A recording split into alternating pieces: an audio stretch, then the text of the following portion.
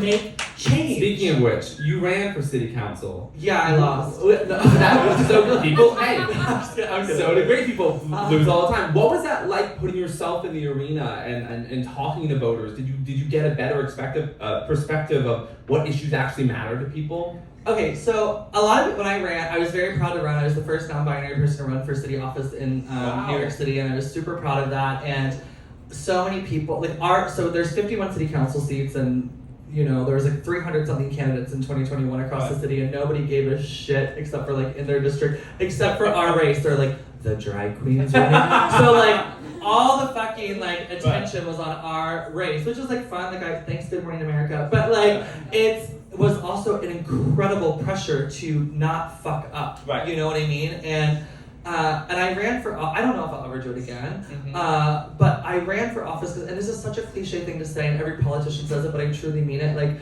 I so badly wanted to be of service to other people and to help people, because the world is shit, right? Yeah. And so people were oh, you're a drag artist, nobody's gonna take you seriously. And I was listen, I'm a gig worker. I know what it's like to live paycheck to paycheck. I know what it's like to not have access to health care. I know what it's like to have to fight landlords who are raising your rent and trying to push you out so they can make it more market value. Those are real everyday issues that people face. So when I was talking to voters, they didn't give a fuck that I dressed like this for me. They cared about, okay, what are you doing? Because my part of the district where my kid goes to school gets less money than this part of the district, because this is where the white people live, so they get more money, and this is where the black and brown people live, so they get less money. So how are we going to equally and equitably distribute funds to our schools? We had a plan for that. What are we going to do? Even small things, there's no public bathrooms in New York.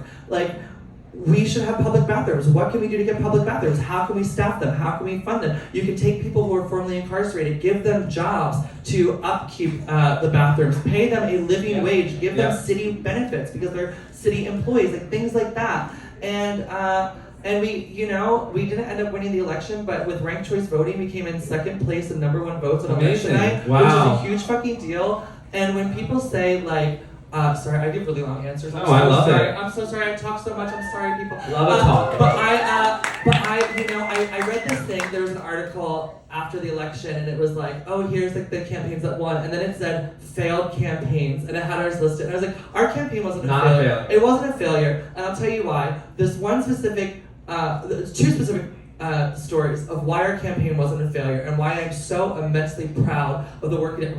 I was so immensely proud of the work we did.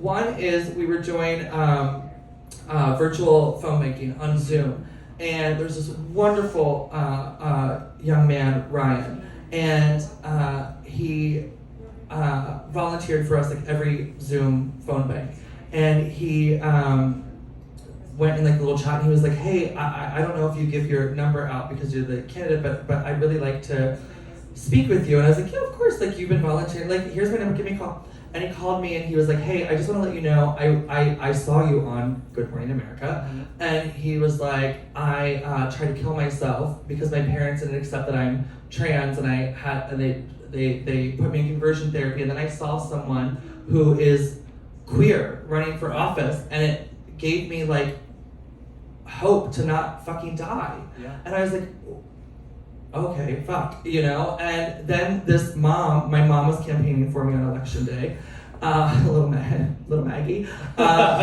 We call her Capri Sun Maggie because she takes the bag out of the box and puts it in her purse. She's trash all over.